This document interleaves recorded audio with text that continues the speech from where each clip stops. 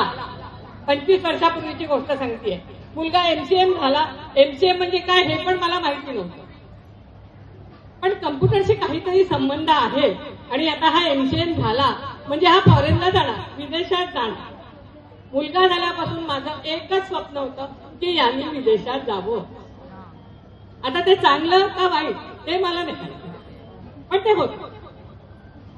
तो MCM झाला, कॉलेजमधला दुसरा आला, त्याच्या सेक्शन मधला पहिला आला आणि त्यांनी ही गोड बातमी, आनंदाची बातमी, उत्साहाची बातमी आम्हाला सांगितली. आम्हाला दोघांनाही खूप आनंद झाला. आईचं प्रेम वेगळं असतं. आईने पटकन जवळ घेतलं त्याला. वडिलांनी सहजपणे त्याच्या खांद्यावर हात ठेवला की मी आहे तुझ्याबरोबर. देवापाशी साखर ठेवली की तुझ्याचमुळे हे सगळं झालेलं आहे, मला माहिती आहे. पण ना मला एक आणखीन सांगायचं, काय ह्याला ना काही करून विदेशात पाठवायचं, तेवढं बघ देवा. आता जे मागायचं, सांगायचं, बोलायचं ते देवाशीच बोलायचं ना, तर त्याला विदेशात जाऊ. पण ना काही फूल वगैरे कुठनं पडलं नाही बरं, मला कौल मिळाला नाही, बिलकुलच नाही. आणि म्हटलं भाऊ काय आहे ते, कौल तर काही मिळालं नाही या, पण बघू काय आहे ते. आणि झालं, मला खूप आनंद. फोन येणार. आणि त्या काळामध्ये 25 वर्षापूर्वी म्हणजे खूप सगळं हे आपल्याला खूप वेगळं वाटत होतं. आणि सगळ्यांचे फोन यायचे, आता तुझा मुलगा तर काय जाणार फॉरेनला, झालं लगेच आपली कॉलर टॉक, हो हो मी तर फॉरेनला जाणार, मी तर फॉरेनला जाणार. मुलगा जायचाच आहे अजून, पण मी केव्हाच पोहोचलो. मग मी म्हटलं आता देवाने कौल दिला मी, आता काय करायचं. आता जायचं ज्योतिषाकडे. ज्योतिषाकडे गेली, त्याला सांगितलं, त्यांनी पत्रिका पाहिली आणि त्यांनी सांगितलं की अगदी तुमच्या मुलाला आहे चान्स विदेशात जायचा, अगदी प्रश्नच नाहीये. तुम्ही एक करा, एक अंगठी घालायला त्याला गुरुवारी माझ्याकडे घेऊन या, म्हणजे तो नक्कीच जाईल. आणि असं आहे, तुम्हाला जर वाटत असेल की त्यांनी या महिन्यात जावं तर 25,000ची अंगठी, आणि तुम्हाला 6 महिने चालणार असतील तर 10,000त काम होईल. आपण बायका कधी कधी खरंच बुद्धी गहाण ठेवतो का असं मलाही वाटायला लागतं. आणि मी म्हटलं 25,000 तर फॉरेनला गेलं तर काय लगेच 25,000 मिळतील मला, काय विशेष आहे. इतकं दुसऱ्या देशाचं वेळ. आणि ठरवलं की आपण जायचं. आणि त्याच दिवशी मला नेमकं संध्याकाळी एका ठिकाणचं हळदी कुंकाचं बोलवणार. आणि मी तिथे गेली तर त्यांचाही मुलगा फॉरेनहून आलेला, दारापासून तर घरापर्यंत सगळीकडे फॉरेनच्या वस्तू आहो, म्हणजे डिशेस म्हटल्या तरी त्या फॉरेनच्या. त्या बाईंनी साडी नेसली होती ती फॉरेनची. खरं सांगा हो, बायका फॉरेनच्या बायका साड्या नेसतात का हो, पण नाही, आपल्या डोक्यात ते ती फॉरेनची साडी. तिने ती साडी नेसलेली. म्हटलं बापरे, पुढच्या वर्षी का माझ्या इथे पण असंच हळदी कुंकू होणार.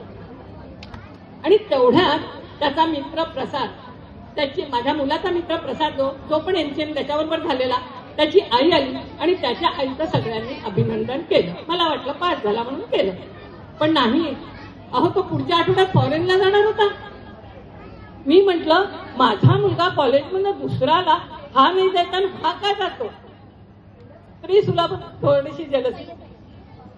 त्याच्यामुळे मला खूप राग आला आणि मला ते काही बघावसं नाही वाटलं की माझा मुलगा का नाही जात आहे. तो तर दुसरा आहे, हा तर काही नाही आहे कॉलेजमधनं दुसरा. आणि मी तिथलं समोसा आवडणारी व्यक्ती समोसा सोडून आधी घरी गेली. आणि घरी गेली त्याला विचारलं का रे तो प्रसाद जातो आहे म्हणे फॉरेनला. त्यांनी शांतपणे उत्तर दिलं मुलांनी की हो जातोय ना, मला माहिती आहे, आम्ही त्याला उद्या सेंड ऑफ ठेवला. अरे मग तू काय नाही जाते. तो म्हणाला की नाही, मी तिथे अप्लाय केलेलं नव्हता.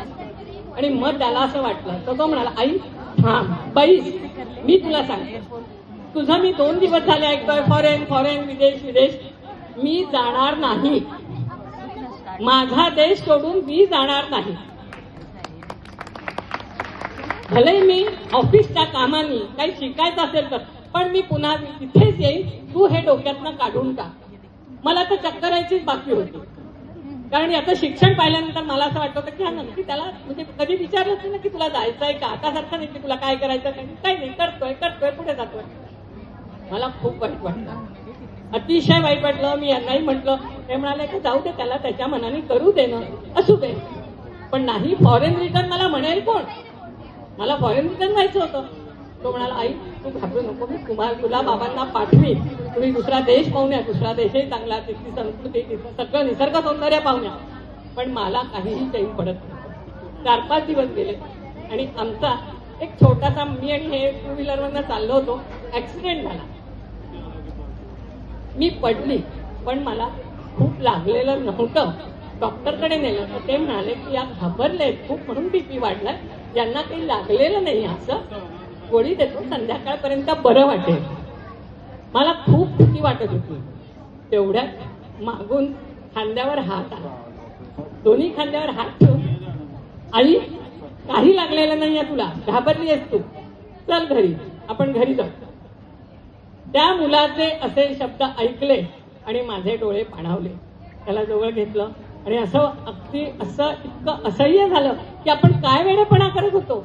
आपला देश, आपली माणसं, आपले नातेवाईक सगळं सोडून आपल्याला तिकडचं वेड का लागलं होतं.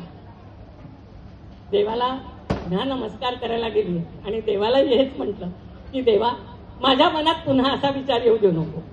त्याला जे करायचं आहे ते त्याला करू दे. तुला जे करायचं आहे देवाला म्हटलं ते तू कर, पण मी तुला म्हणणार नाही की माझ्या मुलाला फॉरेनला पाठव. त्या ज्योतिषाकडे जाण्याचा तर प्रश्नच नव्हता, त्याचे बिचारायचे 25,000 बुडले.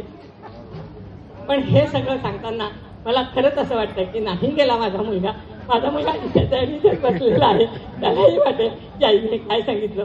पुन्हा देवाला म्हटलं, तूच माझी आई देवा, तूच माझा बाप, गोड मानून निघे सेवा, पोटी घाली पाप, चुकलेल्या लेकरांना वाट दाखवाया, बाप्पा मोरया, पुन्हा जन्म घ्या बाप्पा मोरया. आणि अशा रूपाने त्यांनी जन्म घेतला. माझ्या याच्याप्रमाणे मी सांगायचा प्रयत्न केला. धन्यवाद.